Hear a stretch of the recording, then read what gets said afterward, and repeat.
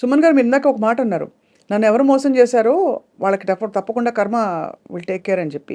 ఎవరు మోసం చేశారు సార్ మిమ్మల్ని? అంటే తెలీదు. Were you able to trace ఎప్పుడైనా? నాకు ఎవరు మోసం చేసినది ఇంకా నాకేంటంటే క్లారిటీ లేదు. అంటున్నారు వాళ్ళు వీళ్ళు అంటున్నారు. I don't have clarity, but I'm not bother about it. At the same time మళ్ళీ భగవంతుడు నన్ను ట్రాక్లో పెట్టారు, నేను వెళ్తున్నాను, నా బండి నడుస్తుంది, ఓకే. సో ఎవరు తప్పు చేశారో ఎందుకు నేను చెప్తానంటే, మా అమ్మగారు చాలా ఏడ్చారు. అవును సార్. మా అమ్మగారు చాలా సఫర్ అయ్యారు. నేను ఆవిడ కోసం ఈ మాట అంటున్నాను. ఆవిడ ఆత్మకి శాంతి రావాలని చెప్పి నేను చెప్తున్నాను. దెబ్బ నాకు కాదు, దెబ్బ మా అమ్మ కూడా తగిలింది.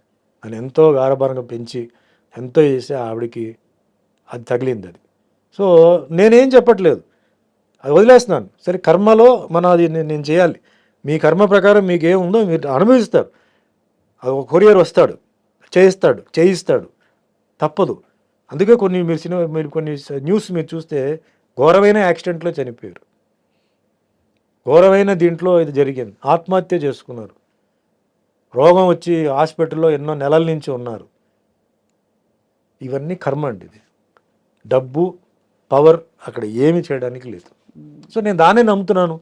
నేను ఎవరన్నా చెప్పాలంటే కూడా నేను భయపడతానండి. సుమన్ బోలాశంకరుడు ఏం కాదు, సుమన్ మంచివాడు. లోపల ఇంకో సుమన్ ఉన్నాడు, పిశాచి వాడు పడుకుని ఉంది లోపల. కానీ ఓ అమ్మాయి, నేను ఎవరండి మిమ్మల్ని శిక్షించడానికి, మిమ్మల్ని తిట్టడానికి నేను ఎవరు? నాకు అర్హత లేదు. తప్పు చేసినప్పుడు నేను చెప్తాను, ఇది వద్దు, బాగాలేదు, చేయొద్దు. ఒకసారి, రెండుసారి, మూడోసారి నువ్వు వెళ్ళిపో అంటాను. మా స్టాఫ్ అందరూ వాళ్ళకి తెలుసు నా గురించి, అడగండి. ఎప్పుడైనా ఎన్నో తప్పులు వాళ్ళు చేస్తారు, మనుషులే కదా, ఎన్నో తప్పులు చేస్తారు. నేను చెప్తాను ఇలా చేయవద్దు అంటాను, చేయవద్దు అంటాను. దాని తర్వాత వాళ్ళు కరెక్ట్ అవుతారు. నేనెవరండి వాళ్ళని శిక్షించడానికి, కొట్టడానికి? నో, రాంగ్ అది. సో ఎవరైతే చేస్తారో ఆ శిక్ష అనుభవించి తీరాల్సిందే.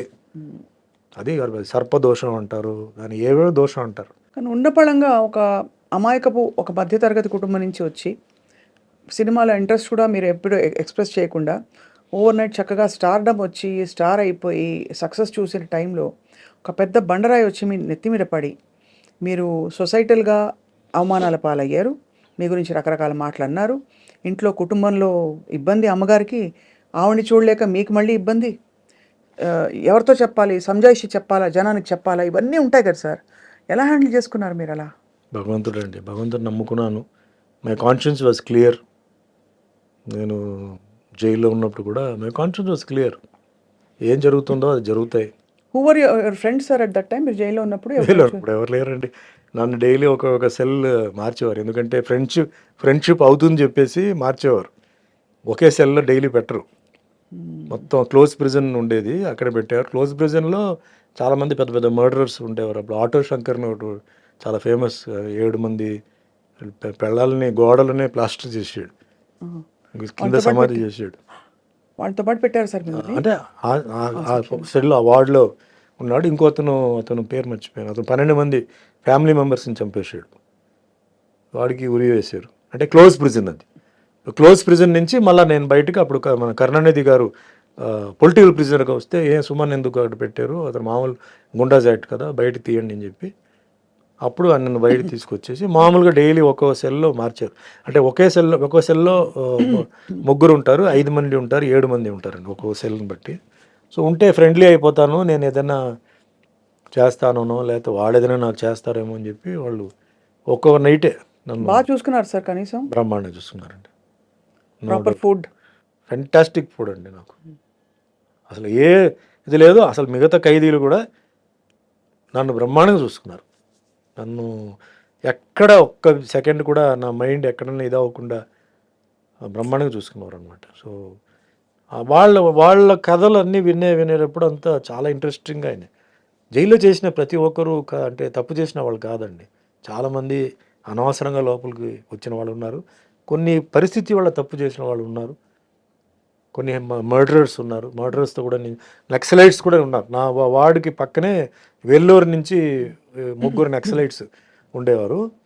వాళ్ళు అంటే వాళ్ళది ఎట్లా ఉంటుందంటే డైరెక్ట్ యాక్సెస్ ఉండదు, బట్ వాళ్ళ నుంచి మాట్లాడుతుంటే మన యువతల సైడ్ వాళ్ళ నుంచి మనం మాట్లాడవచ్చు. అప్పుడు సుమన్తో మాట్లాడాలని చెప్తే పిలిస్తే వెళ్తే ఫుడ్ ఎలా ఉంది, మీకు దాల్ అదంతా ఎలా ఉంది అంటే బాగానే ఉంది. అంటే బాగానే ఉందంటే ఎట్లా అంటే లేదు బాగానే ఉంది అలా కాదు, దాల్ తిప్పేసి చేతులతో ఫింగర్తో తిప్పేసి కొంచెం దాల్ ఇలా అంటే ఫింగర్లో తీసి వాల్లో ఇలా వేయి, అది జారుతుందా అలా అంటుకుంటుందా చెప్పు నాకు అన్నాడు. అంటే నెక్స్ట్ డే వస్తే అలా చేశాను అలా నుంచుందండి జారలేదంటే ఇలాగే ఉండాలి దాల్, మీకు దాల్ జారకూడదు, జారిందంటే నీళ్ళు కలిపినట్టు దాంట్లో అని అట్లా అని వాళ్ళతో కూడా కొన్ని విషయాలు. ఎంత ఇంట్రెస్టింగ్ సార్ అది. అంత అంత ఇది ఉండదు. అంటే మీకు ఖైదీలకి ఇల్ ట్రీట్మెంట్ జరగకూడదండి. వాళ్ళకి ఇంత ప్రోటీన్ కార్బోహైడ్రేట్ ఇదంతా ఉంది, లెక్క ఉంది, అది కరెక్ట్గా ఉండాలి. ఫుడ్లో కనుక తేడా వస్తే you can complaint. Basic human rights violation. Yes, you cannot be ill treated inside. అలాగే లోపలనే హాస్పిటల్ కూడా ఉంది, జైల్ హాస్పిటల్ కూడా ఉంది. బాగాలేకపోతే they have to take you to the hospital and get you treated. So you were there for almost 6 months అండి. 6 months. The day you came out sir, I went on condition bail. October 2nd.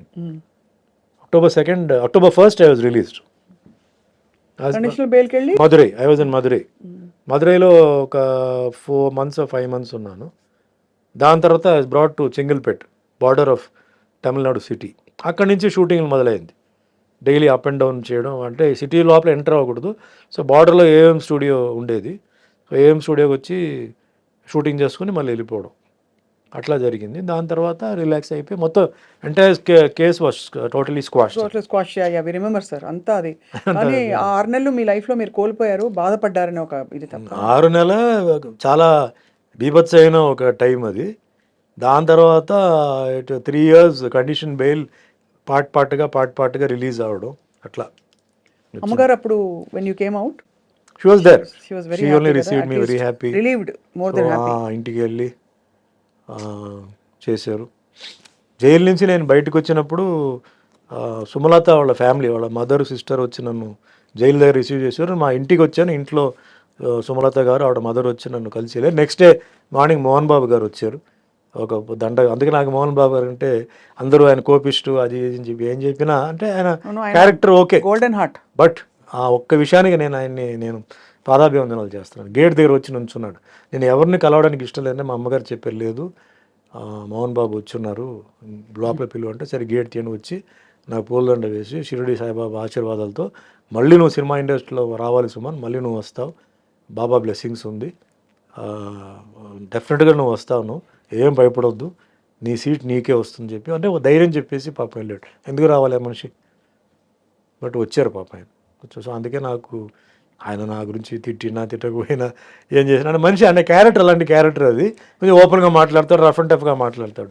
ఆ ఒక్క విషయానికి నేను appreciate, నాకు I never forget that. అట్లా కొందరు cinema ఇండస్ట్రీలో చెప్పారు, ఓపెన్గా వచ్చిన వాళ్ళు. ఫోన్ చేయడం అవన్నీ చాలామంది చేశారు. ఓపెన్గా వచ్చిందంటే మేల్లో మోహన్ బాబు గారు అండ్ ఫీమేల్స్లో సుమలత. అది మరుసటి రోజు వెంటనే మధురైకి వెళ్ళిపోయాను నేను. సో అట్లాగే పెళ్ళికి కూడా మోహన్ బాబు గారు ఆయన మార్నింగ్ 5:15 or 5:30 పెళ్లి మండపానికి వచ్చి 2 చందనం గార్లెండ్స్ ఉన్నాయి, అది తీసుకొచ్చేసి ఇచ్చి, ఇది 2 మీ మెడలో ఉండాలి, నాకు ఫోటో పంపాలి, నాకు లాస్ట్ దాకా తీయకూడదు, నేను ప్రచారానికి వెళ్తానని చెప్పేసి పాపం ఇచ్చి రాణిమేమే హాల్లో చెప్పేసి ఇచ్చి వెళ్ళారు అనమాట. సో ఆ మనిషిలో 2 ఇప్పుడు నేను ఎవరో అంటే పెద్ద ఇదేం కాదు, బట్ ఒక ఫ్రెండ్లీగా వచ్చారు కదా, అఫెక్షన్తో వచ్చారు. That's great. అందుకే ఆయన గురించి ఎవరైనా ఏం చెప్పినా కూడా పూర్తిగా వింటాను, ఎందుకంటే ఆయన షార్ట్ టెంపర్డ్, బట్ ఆయన ఆర్గ్యుమెంట్కి ఒక పాయింట్ ఉంటుంది. అనవసరంగా ఆయన చేయడు, ఆయన అనవసరంగా గెలకూడదు, గెలికారంటే అయిపోతారు వాళ్ళు. సో మా అబ్జర్వ్ చేస్తాం, అందుకే నాకు ఆయన అంటే సెపరేట్ రెస్పెక్ట్. కష్టాల్లో ఉన్నప్పుడు ఎవరైతే మనం గుర్తించారో, ఎవరైతే చేశారో వాళ్ళని మనం లైఫ్ లాంగ్ మర్చిపోకూడదు, గుర్తుంచుకోవాలి. అంతే.